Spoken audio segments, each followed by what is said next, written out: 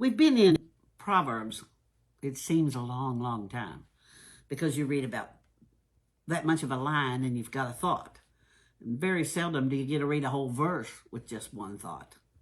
So many thoughts. A lot of talk about what is wisdom, what is understanding. A lot of talk about how our lips and the things that come from our lips cause things. And in chapter 13, righteousness and wickedness is compared. And it says, there is he that makes himself rich, yet he has nothing.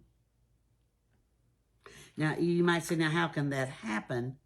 But I've seen people spend their entire existence trying to get rich, and they lose their family, and they lose their integrity. It is possible that you can go after riches and lose everything else. But then it says, and he makes himself poor, yet has great riches. I've seen people that you would have looked at and thought they were very poor. You would have said, well, they have almost nothing. And as far as material goods, they had almost nothing. But if you followed them home or went home with them, you would sit down to a good meal, and there'd be peace at the table, and there'd be love at the table, and you would see that they were honored for their time they spent with their family and their mild manners, and it's just a lot of truth in this. There's one we came to get today. Only by pride cometh contention. Only by pride. Proverbs 13. Only by pride comes contention. So when you talk about contention, two people contending over something, stirred up emotions, contentious, kind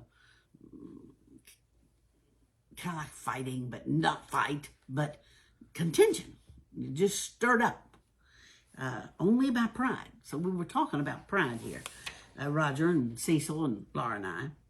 Pride is a feeling of deep pleasure in your own self. The pleasure is in you, and the pleasure is in your own achievements, or the pleasure is in your own possessions, or it's in your own rightness, or it's in the fact that you're better at this or better at that. So your pride is all about yourself. And then that can make you overbearing. It can make you be a presumptuous know-it-all. Every subject, you just know everything about everything. It can make you have a lot of assumptions. Well, let me tell you how to do that, or let me tell you how to do this. Make false claims. Other people can't get a word in edgewise because you're just so overpowering with, I know how to do that. Extreme and offensive. It causes contentions because it's hard to be around those people. It's hard to have a good I win, you win. It's hard to have a good fellowship relationship because it's like you can't get along with them, or you can't feel comfortable around them because they're always overbearing. Their ideas are better than anybody else's. And by golly, you're going to know it.